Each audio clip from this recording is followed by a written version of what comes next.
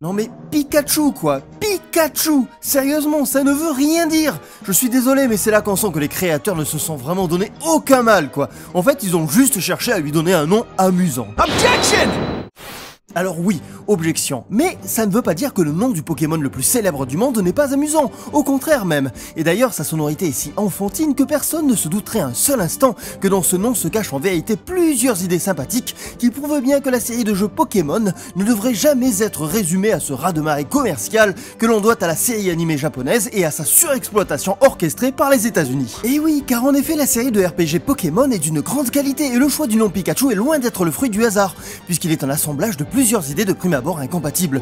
Et il faut remonter loin dans le temps pour se rendre compte que les hommes, pour créer des créatures imaginaires, ont souvent mélangé des éléments divers et variés d'animaux existants.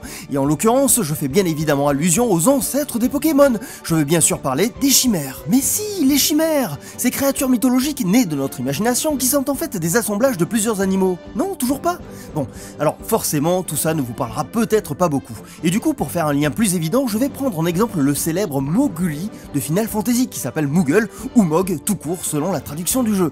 En fait, le Moguli est un mélange de deux animaux, la taupe, Mogula en japonais, et la chauve-souris, Koomori, toujours en japonais, ce qui nous donne Mogula plus Koomori, Moguli, les Moogles. Et oui, cette créature emblématique de la série Final Fantasy est une descendante des chimères. Et donc, pour en revenir à Pikachu, lui dans son cas est le mélange d'une anguille électrique dont on a conservé que l'électricité, car Pika est le bruit que fait l'électricité selon les japonais, et d'un rongeur, car Chu est le cri de la souris au Japon. Mais ce n'est pas tout, car il existe aussi un rongeur qui s'appelle le Pika, P-I-K-A. Oui, exactement les mêmes lettres que l'on retrouve dans le nom de Pikachu. Voilà qui prouve bien que la série de jeux Pokémon est plus profonde que ses produits dérivés ne pourraient le laisser croire.